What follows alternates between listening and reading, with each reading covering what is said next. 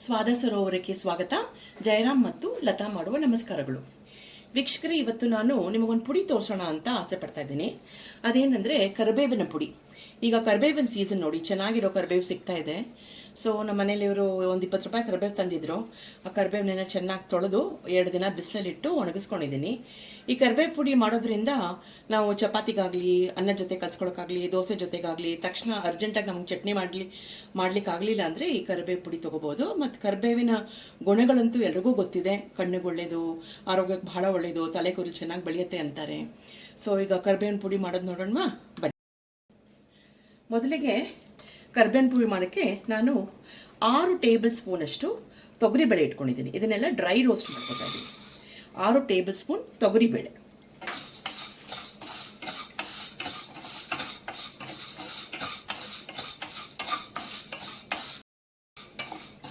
ತೊಗರಿಬೇಳೆ ಚೆನ್ನಾಗಿ ಹುರಿದಿದೆ, ಘಮ ಘಮ ಅಂತಿದೆ. ಈಗ ಇದನ್ನು ತೆಗೆದುಬಿಟ್ಟು ಒಂದು ಬೇಸನ್ಗೆ ಹಾಕೊಂಡ್ಬಿಡ್ತೀನಿ.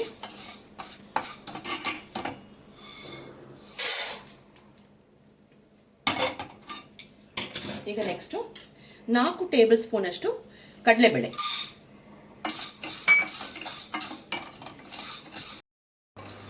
ಕಡಲೆಬೇಳೆ ಚೆನ್ನಾಗಿ ಹುರಿದಿದೆ. ಈಗ ಇದನ್ನು ತೆಗೆದು ಬೇಸನ್ಗೆ ಹಾಕೊಂಡ್ಬಿಡೋಣ. ನೆಕ್ಸ್ಟು 2 ಟೇಬಲ್ ಸ್ಪೂನಷ್ಟು ಉದ್ದಿನಬೇಳೆ.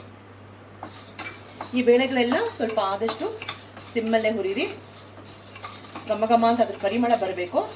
ಮತ್ತು ಒಳಗಿಂದ ಹುರಿಬೇಕದು. ಹೈಯಲ್ಲಿ ಇಟ್ಕೊಂಡು ಹುರಿದ್ಬಿಟ್ರೆ ಬರೀ ಮೇಲೆ ಮೇಲೆ ಹುರಿದೋಗುತ್ತೆ. ಸೊ ನಿಮಗೆ ಪುಡಿಗಳು ಮಾಡಿದ್ರೆ ಭಾಳ ದಿನ ಉಳಿಯೋದಿಲ್ಲ ಮತ್ತು ಕೆಟ್ಟೋಗುತ್ತೆ. ಅದು ಟೇಸ್ಟು ಚೆನ್ನಾಗಿ ಬರಲ್ಲ. ಉದ್ದಿನಬೇಳೆನ ಹುರಿದ್ಬಿಟ್ಟು ಸ್ವಲ್ಪ ಕಡಲೆಬೇಳೆ ತೊಗರಿಬೇಳೆ ಹುರಿಯೋದು ಲೇಟ್ ಆಗುತ್ತೆ. ಇದೆರಡು ಬೇಗ ಬೇಗ ಹೋಗುತ್ತೆ. ಉದ್ದಿನಬೇಳೆ, ಹೆಸರುಬೇಳೆ. ಸೊ 2 ಟೇಬಲ್ ಸ್ಪೂನ್ ಉದ್ದಿನಬೇಳೆ ಹುರಿದೋಯ್ತು.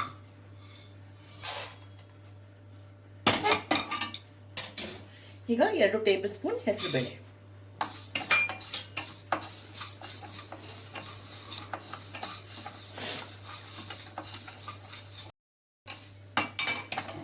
ಹೆಸರುಬೇಳೆನೂ ಆಯಿತು.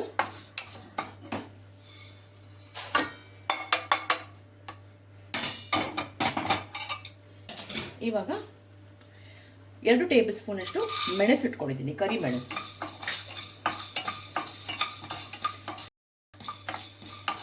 ಮೆಣಸು ಹುರಿದಿದೆ. ಮೆಣಸು ಸ್ವಲ್ಪ ಚಿಟಪಿಟಿ ಅನ್ನತ್ತೆ ಮತ್ತು ಅದರದ್ದು ಹಾಟ್ ಬರಕ್ಕೆ ಶುರು ಆಗುತ್ತೆ. ಅಷ್ಟವರೆಗೂ ಹುರಿರಿ. 2 ಟೇಬಲ್ ಸ್ಪೂನಷ್ಟು ಜೀರಿಗೆ.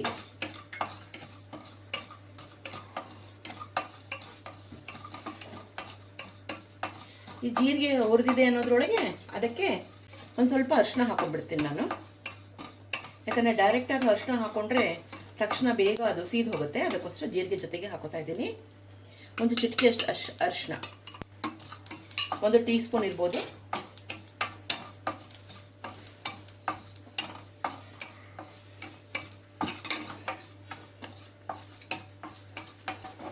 ಆಗಿದೆ ಇದು.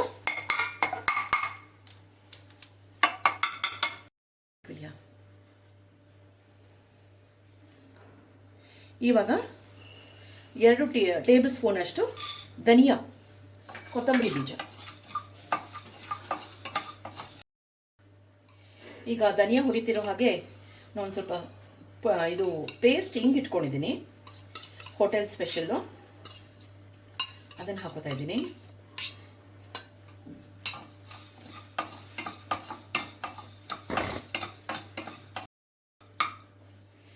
ಈಗ ಧನಿಯಾ ಮತ್ತು ಇಂಗು 2 ಹುರಿದಿದೆ.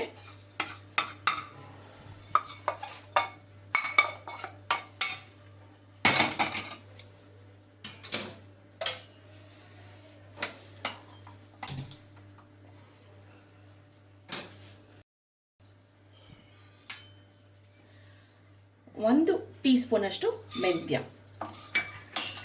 ಮೆಂತ್ಯ ಜಾಸ್ತಿ ಹಾಕೊಂಡ್ಬಿಟ್ರೆ ಕಹಿ ಬಂದ್ಬಿಡುತ್ತೆ. ಅದಕ್ಕೆ ಬರೀ 1 ಟೀ ಸ್ಪೂನ್ ಅಷ್ಟು ಮೆಂತ್ಯ ಹಾಕೊಂಡಿದ್ದೀನಿ.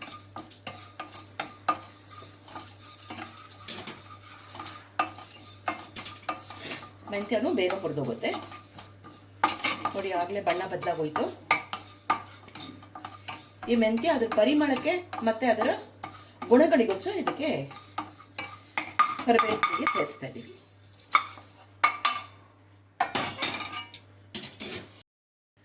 ಈಗ ನಾನು ಮೆಣಸಿನ್ಕಾಯಿ ಹುರಿತಾ ಇದ್ದೀನಿ. ಮೆಣಸಿನ್ಕಾಯಿ ಹುರಿಬೇಕಾದ್ರೆ ಘಾಟ್ ಬರಬಾರ್ದು ಅಂತ ಒಂದು ಅರ್ಧ ಟೀ ಸ್ಪೂನ್ ಅಷ್ಟು ಎಣ್ಣೆ ಹಾಕ್ಕೊಂಡಿದ್ದೀನಿ, ಅಡುಗೆ ಎಣ್ಣೆನೆ. ಅದು ಹಾಕ್ಕೊಂಡು ಅದಕ್ಕೆ ಒಂದು 12 ಬ್ಯಾಡಗಿ ಮೆಣಸಿನ್ಕಾಯಿ ಇಟ್ಕೊಂಡಿದ್ದೀನಿ. ಬ್ಯಾಡಿ ಮೆಣಸಿನ್ಕಾಯಿ ನಿಮಗೇನು ಖಾರ ಕೊಡಲ್ಲ, ಅದಕ್ಕೆ ಹೇಳಿದ್ದು ನಾನು ನಿಮಗೆ ಮೆಣಸಲ್ಲೇ ಬರೋ ಖಾರ ಏನಿದೆಯೋ ಅದು ಮೆಣಸಿಂದಲೇ ಬರೋದು ನಿಮಗೆ.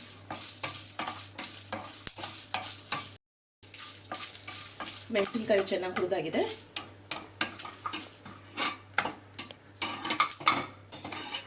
ಇವಾಗ ಒಂದು ನಿಂಬೆಹಣ್ಣು ಗಾತ್ರದ ಸೈಜ್ ಹುಣಸೆ ಹಣ್ಣು ಇಟ್ಕೊಂಡಿದ್ದೀನಿ, ಬಿಡಿ ಬಿಡಿ ಮಾಡಿ ಇಟ್ಕೊಂಡಿದ್ದೀನಿ. ಅದನ್ನು ಹುರ್ಕೊಳ್ಳೋಣ.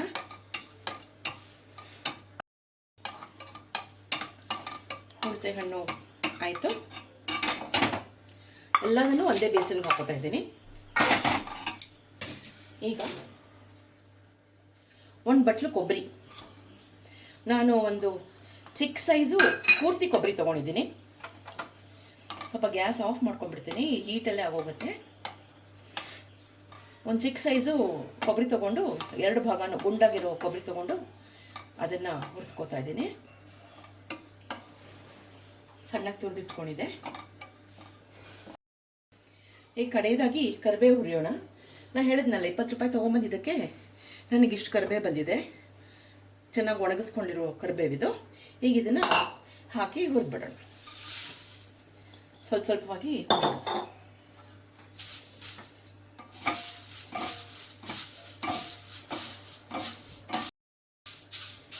ಮೊದಲ ಸಲ ಹಾಕೊಂಡಿದ್ದು ಕರಿಬೇವು ಚೆನ್ನಾಗಿ ಹುರಿದಿದೆ ನೋಡಿ. ಹೇಗೆ ಹುರಿಬೇಕು ಅಂದರೆ ಇದನ್ನು ತಗೊಂಡು ನೀವು ಹಿಂಗೆ ಪುಡಿ ಮಾಡಿದ್ರೆ ಹಪ್ಪಳದ ಥರ ಇದಾಗಬೇಕು, ಚೆನ್ನಾಗಿ ಪುಡಿ ಆಗೋಗ್ಬೇಕು ನೋಡಿ. ಹೀಗೆ ಅಷ್ಟಾದರೆ ಚೆನ್ನಾಗಿ ಹುರಿದಿದೆ ಅಂತ. ಆಗ ಇದನ್ನು ತಗೊಂಡು ಆ ಬೇಳೆಗಳ ಮಿಶ್ರಣ ಏನಿದೆಯಲ್ಲ ಅದೇ ಬೇಸಿನಿಗೆ ಹಾಕೊಂಡ್ಬಿಡ್ತೀನಿ.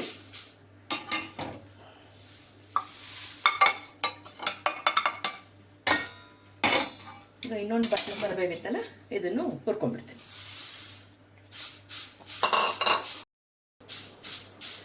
ಎರಡನೇ ಬ್ಯಾಚ್ ಕರಿಬೇವು ಕೂಡ ಚೆನ್ನಾಗಿ ಹುರಿದಿದೆ. ಇವಾಗ ಇದನ್ನು ಕೂಡ ಈ ಬೇಳೆ ಜೊತೆಗೆ ಸೇರಿ ಈಗ ಈ ಮಿಶ್ರಣ ಏನಿದೆಯಲ್ಲ, ಬೇಳೆಗಳ ಮಿಶ್ರಣ, ಕರಿಬೇವು ಮಿಶ್ರಣ, ಇದೆಲ್ಲ ಸ್ವಲ್ಪ ತಣ್ಣಗಾಗಬೇಕು. ತಣ್ಣಗಾಗೋಗಿ ಬಿಟ್ಬಿಡೋಣ. ಬಿಟ್ಬಿಟ್ಟು ಆಮೇಲೆ ಮಿಕ್ಸರಲ್ಲಿ ಸ್ವಲ್ಪ ತರಿತರಿಯಾಗಿ, ತುಂಬ ನೈಸಾಗಿ ಬೇಡ, ಇಲ್ಲ ತುಂಬ ತರಿತರಿಗೂ ಬೇಡ, ನಮ್ಮ ಉಪ್ಪಿಟ್ಟು ರವೆ ಏನು ಬರುತ್ತಲ್ಲ ಆ ಥರ ಪುಡಿ ಮಾಡ್ಕೊಂಬಿಡೋಣ. ಈಗ ಸದ್ಯಕ್ಕೆ ಸ್ವಲ್ಪ ಹೊತ್ತು ತಣ್ಣಗಾಗೋಗ್ಬಿಡೋಣ. ವೀಕ್ಷಕರೇ, ಮಿಶ್ರಣ ಪೂರ್ತಿ ತಣ್ಣಗಾಗಿದೆ. ಇವಾಗ ನಾನು ಇದಕ್ಕೆ ಈ ಪುಡಿಗೆ ಇದಕ್ಕೆ ಕಲ್ಲುಪ್ಪು, ರುಚಿಗೆ ತಕ್ಕಷ್ಟು ಉಪ್ಪು ಹಾಕೊಂಡ್ಬಿಡ್ತಾ ಇದ್ದೀನಿ. ಮತ್ತು ಒಂದು ಚಿಕ್ಕ ನಿಂಬೆಹಣ್ಣು ಸೈಜ್ ಗಾತ್ರದಷ್ಟು ಬೆಲ್ಲ ಇಟ್ಕೊಂಡಿದ್ದೀನಿ. ಆ ಬೆಲ್ಲನೂ ಇದಕ್ಕೆ ಸೇರಿಸ್ಕೊಂಡ್ಬಿಡ್ತೀನಿ. ಪುಡಿ ಮಾಡಬೇಕಾದ್ರೆ ಚೆನ್ನಾಗಿ ಹೊಂದ್ಕೊಳ್ಳುತ್ತೆ ಅಂತ. ಇವಾಗ ಇದನ್ನು ಕೆಳಗೆ ಮೇಲೆ ಮಾಡಿಬಿಟ್ಟು ಚೆನ್ನಾಗಿ ಮಿಕ್ಸ್ ಮಾಡಿಬಿಟ್ಟು ಇದನ್ನು ಮಿಕ್ಸರ್ ಜಾರ್ಗೆ ಹಾಕೋತಾ ಇದ್ದೀನಿ.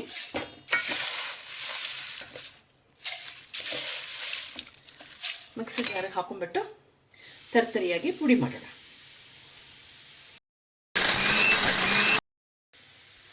ವೀಕ್ಷಕರೇ ನೋಡಿ, ಹೀಗೆ ಸ್ವಲ್ಪ ತರ್ತರಿಯಾಗಿ ಪುಡಿ ಮಾಡ್ಕೊಳ್ಳಿ.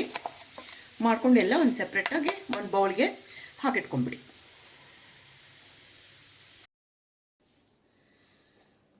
ವೀಕ್ಷಕರೇ, ಪುಡಿ ಎಲ್ಲ ಮಾಡ್ಕೊಂಡಿದ್ದಾಯಿತು ನೋಡಿ. ಇಷ್ಟು ಕ್ವಾಂಟಿಟಿ ಬಂದಿದೆ ನಾ ಹಾಕಿರೋ ಸಾಮಾನುಗಳಿಗೆಲ್ಲ.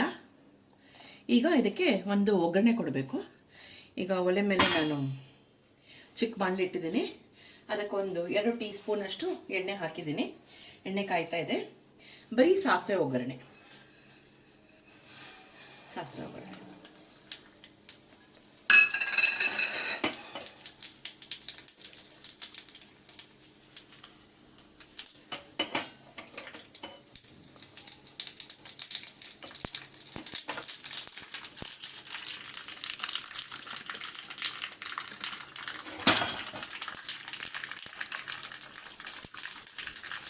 ಈಗ ನಮ್ಮ ಕರಿಬೇವಿನ ಪುಡಿ ರೆಡಿಯಾಗಿದೆ.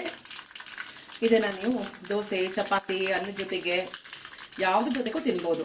ಅನ್ನದ ಜೊತೆಗೆ ಪುಡಿ ಕಲ್ಸ್ಕೊಂಡು ತಿಂದರೆ ತುಂಬ ಚೆನ್ನಾಗಿರುತ್ತೆ. ಒಂದಿಷ್ಟು ತುಪ್ಪ ಹಾಕೊಂಡು ತಿಂದರೆ ತುಂಬ ಚೆನ್ನಾಗಿರುತ್ತೆ. ಆರೋಗ್ಯ ದೃಷ್ಟಿಯಿಂದ ಬಹಳ ಒಳ್ಳೆಯದು, ಅದೇನು ಹೇಳೋದು ಬೇಕಾಗಿಲ್ಲ ನಾನು ಪದೇ ಪದೇ. ಸೊ ಇದನ್ನು ಖಂಡಿತ ಎಲ್ಲರೂ ಮನೇಲೇ ಮಾಡಿಕೊಂಡು ತಿನ್ಬೋದು. ಮತ್ತು ಈಗಿನ ಕಾಲದ ಮಕ್ಕಳೆಲ್ಲ ಕರಿಬೇವು ಅಂದರೆ ಅವು ಊಟಕ್ಕೆ ಬಡಿಸಿದ್ರೆ ಎಲೆನ ತೆಗೆದಾಕ್ಬಿಡ್ತಾರೆ. ನಮ್ಮ ಹಳೆ ಕಾಲದಂಗೆ ಕರಿಬೇವೆಲ್ಲ ತಿನ್ನೋದಿಲ್ಲ. ಹಾಗಾಗಿ ಈ ಥರ ಪುಡಿ ಮಾಡಿ ಚಪಾತಿ ಜೊತೆಗೆ ದೋಸೆ ಜೊತೆ ಕೊಟ್ಟರೆ ಚೆನ್ನಾಗಿರುತ್ತೆ. ನಮ್ಮ ಸ್ವಾದ ಸರೋವರ ಚಾನಲ್ ಯಾರ್ಯಾರು ನೋಡ್ತಾ ಇದ್ದೀರೋ ದಯವಿಟ್ಟು ಪೂರ್ತಿ ವಿಡಿಯೋ ನೋಡಿ, ಲೈಕ್ ಮಾಡಿ, ಸಬ್ಸ್ಕ್ರೈಬ್ ಮಾಡಿ. ನಿಮ್ಮ ಸಪೋರ್ಟ್ ನಮಗೆ ಯಾವಾಗಲೂ ತೋರಿಸ್ತಾ ಇರಿ. ಇಷ್ಟು ಹೇಳಿ ನಾವು ನಮ್ಮ ವಿಡಿಯೋನ ಮುಗಿಸ್ತಾ ಇದ್ದೀವಿ. ಮತ್ತೆ ಮುಂದಿನ ವಿಡಿಯೋ ಸಿಗೋಣ. ಅಷ್ಟವರೆಗೂ ನಮಸ್ಕಾರಗಳು.